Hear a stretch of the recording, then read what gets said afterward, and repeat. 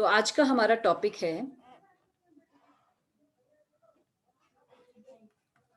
Theories of economic development, यानी आर्थिक विकास के सिद्धांत। जब हम आर्थिक विकास के बारे में बात करते हैं तो आर्थिक विकास एक बड़ा शब्द है जिसमें आर्थिक वृद्धि अपने आप में यह शब्द समाये हुए हैं। आर्थिक वृद्धि अगर ये छोटा गोला है तो आर्थिक विकास, जिसे हम इकोनॉमिक डेवलपमेंट कहते हैं, आर्थिक विकास आर्थिक वृद्धि को अपने आप में समाये हुए है।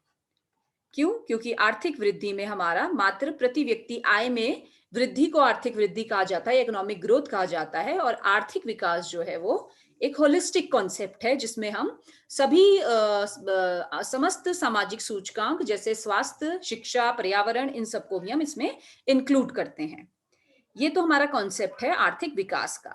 अब जब हम आर्थिक विकास के सिद्धांतों की बात करते हैं तो आर्थिक विकास के सिद्धांत जो हैं, थ्योरीज ऑफ इकोनॉमिक डेवलपमेंट जो हैं, ये इन्हें हम दो पार्ट्स में डिवाइड कर सकते हैं। पहला तो है जो कार्ल मार्क्स ने दी और शुम्पीटर ने दी। शुम्पीटर की जो इनोवेशन थ्योरी थी, ठीक है, जो कि वर्ल्ड वॉर 2 के पहले इन्होंने अपने आर्थिक सिद्धांत दिए। और दूसरी थ्योरीज है पोस्ट वर्ल्ड वॉर 2। अब ये पोस्ट वर्ल्ड वॉर 2 क्या हुआ?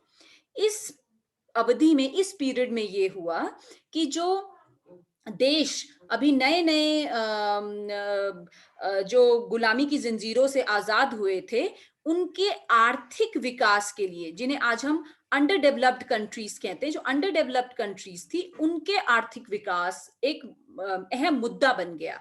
अब इन अंडर डेवलप्ड कंट्रीज में, इन कम विकसित देशों में कैसे आर्थिक विकास लाया जाए और कैसे पावर्टी के विशियस सर्कल, ठीक है, ये जो कॉन्सेप्ट था गरीबी का चक्र, पावर्टी सर्कल, या जिसे हम विशियस सर्कल ऑफ पावर्टी बोलते हैं, कैसे इन देशों को गरीबी के जंजीरों से बाहर निकाला जाए और आर्थिक विकास की इन देशों में शुरुआत की जाए, इन सभी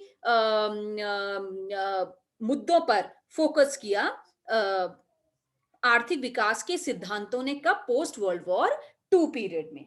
अब जब हम पोस्ट वर्ल्ड वॉर 2 की बात करते हैं तो ये है कौन सा पीरियड? ये बेसिकली है हमारा 50s और 60s ऑफ 20th सेंचुरी, ठीक है, 20वीं सदी का। 1950 का जो दशक था और 1960 का जो दशक था, उसमें कई अर्थशास्त्री आए और उन्होंने अलग अलग विचार दिए कि कैसे इस पावर्टी के सर्कल को तोड़ा जाए। अब जब इसमें से कीन्स भी था, ठीक है, जिन्होंने कौन कौन से अर्थशास्त्री थे जिन्होंने अपने सिद्धांत दिए? इसमें से जो थे वो कीन्स थे, और रोडान थे, रोजेंस्टीन रोडान, ठीक है, लिबिनस्टीन थे, ठीक है, आपके रोस्टो थे, ओके, फिर आपके नर्कसे थे। इन सब ने अलग अलग सिद्धांत दिए, ठीक है। अब कीन्स ने ये कहा, इन सभी अर्थशास्त्रियों पर, इन सभी डेवलपमेंट इकोनॉमिस्ट पर हम अलग अलग फोकस करेंगे, लेकिन कीन्स ने ये कहा अगर आपको किसी अर्थव्यवस्था में सुधार लाना है तो सरकार को आगे आना पड़ेगा। मैं मुख्य बिंदु आपको बता रही हूँ। रोजेस्टीन रोडान ने बिग पुश थ्योरी दी। रोजेंस्टीन रोडान ने कहा कि छोटे छोटे कदमों से कुछ नहीं होगा, एक बड़ा एफर्ट डालना पड़ेगा, है ना, एक बड़ा एफर्ट डालना पड़ेगा अर्थव्यवस्था को अविकसित से विकासशील या विकास के पथ पर अग्रसर करने के लिए। फिर लिबिनस्टीन ने ये कहा, क्रिटिकल मिनिमम एफर्ट थ्योरी जो लिबिनस्टीन ने दी, उन्होंने ये कहा कि यदि आपको अर्थव्यवस्था को विकास करना है तो एक critical minimum effort in terms of, किस टर्म्स में? पर कैपिटा इनकम, मतलब पर कैपिटा इनकम को इतना बढ़ाना है कि जो पॉपुलेशन है पॉपुलेशन में वृद्धि उस पर कैपिटा इनकम में इंक्रीज को कम ना कर दे। हम सभी ये जानते हैं कि अगर हमारी इनकम बढ़ रही है और साइड बाय साइड पॉपुलेशन भी बढ़ रही है, तो इस इनकम के बढ़ने का कोई फायदा नहीं होगा, कि पर कैपिटा इनकम हमारी सेम ही रहेगी, प्रति व्यक्ति आय हमारी सेम ही रहेगी। लेकिन लिबनस्टीन ने ये कहा कि इसीलिए इस पर कैपिटा इनकम को, प्रति व्यक्ति आय को इतना बढ़ाओ, मिनिमम इतना बढ़ाओ कि जो जनसंख्या में वृद्धि है वो उसको अपने आप वो उस पर कोई भी असर ना डाले। और उसके बाद रोस्टो ने स्टेजेस बताई कि किस किस स्टेज से होते हुए इकोनॉमिक ग्रोथ गुजरती है। तो ये तो मोटे मोटे तौर पे जो आर्थिक सिद्धांत है उनके बारे में हुआ। अब हम करेंगे नक्शे ने। अब जब हमने सबसे पहले जो कहा था वो हमने ये वर्ड यूज किया था, विशियस सर्कल ऑफ पॉवर्टी। ये जो कॉन्सेप्ट है, ये जो गरीबी का जो चक्र है, ये वाला कॉन्सेप्ट किसने दिया था? ये दिया था नर्क्से ने। नर्क्से ने, रैगनर नर्क्से।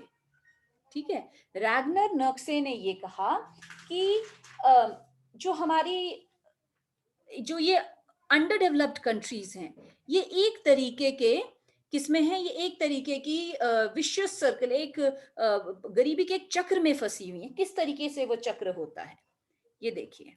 सबसे पहली बात तो ये क्या है, अंडर डेवलप्ड है। अंडर डेवलप्ड मतलब इनका विकास नहीं हो रखा है। अब इनके अंडर डेवलप्ड होने की वजह से इन देशों में क्या है, उत्पादकता, उत्पादकता मतलब प्रोडक्टिविटी, उत्पादकता क्या है, कम है।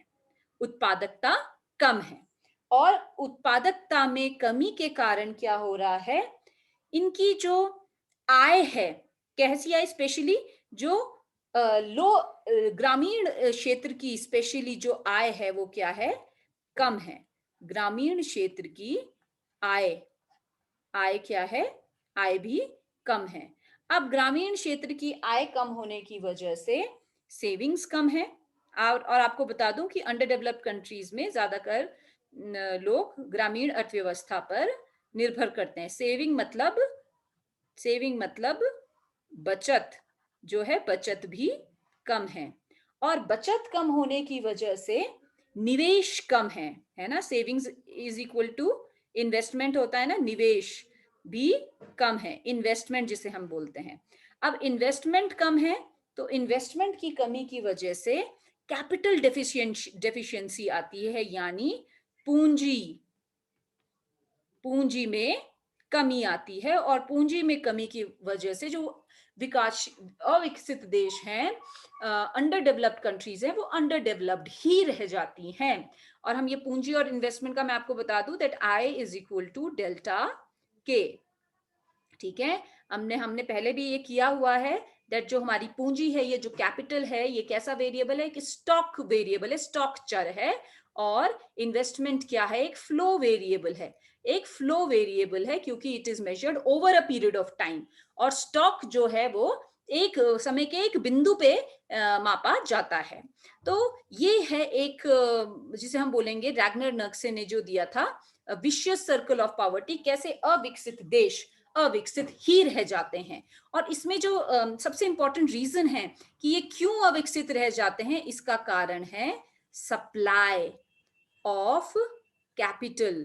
मींस हम इसके रैगनर नक्से ने जो विशियस सर्कल ऑफ पॉवर्टी दी, हम उसमें 3 तरीके के पॉवर्टी, गरीबी चक्र को पढ़ेंगे। यहाँ पे जो मुख्य बिंदु है, जो जिस एंगल से हम इसको पढ़ रहे हैं, वो है सप्लाई ऑफ कैपिटल, मतलब पूंजी की पूर्ति। पूंजी की पूर्ति के हिसाब से, यानी पूंजी पे हमारा फोकस है। और हम देख रहे हैं कि कैसे अंडर डेवलप्ड होने की वजह से उत्पादकता में कमी आती है और ग्रामीण आय कम हो जाती है, और उसकी वजह से सेविंग, निवेश और कैपिटल यानी जो हमारी पूंजी है उसमें कमी होती है। और जब पूंजी कम है तो निश्चित रूप से underdeveloped countries underdeveloped ही रह जाएंगी। अब हम अपना फोकस करेंगे दूसरे बिंदु पे, जिसे हम कहते हैं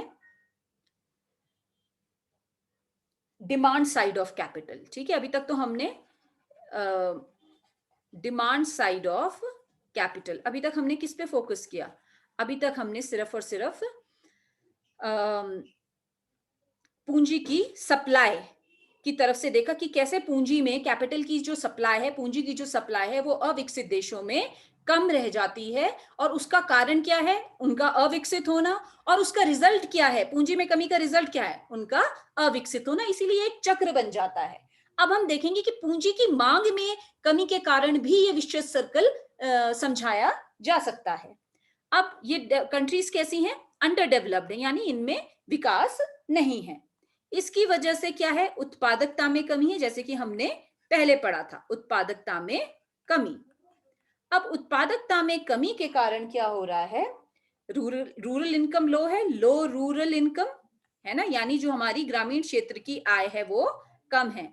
अब ग्रामीण क्षेत्र की आय में कमी के कारण क्या होती है? जो मांग है, वस्तुओं की मांग जो है वो क्या हो जाती है? कम हो जाती है। अब जब मांग कम हो जाती है तो इससे इन्वेस्टमेंट इन्वेस्टमेंट भी कम हो जाता है, निवेश कम है।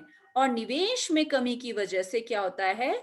कैपिटल, पूंजी में भी कमी आती है, और जिसकी वजह से अविकसित देश अविकसित ही रह जाते हैं।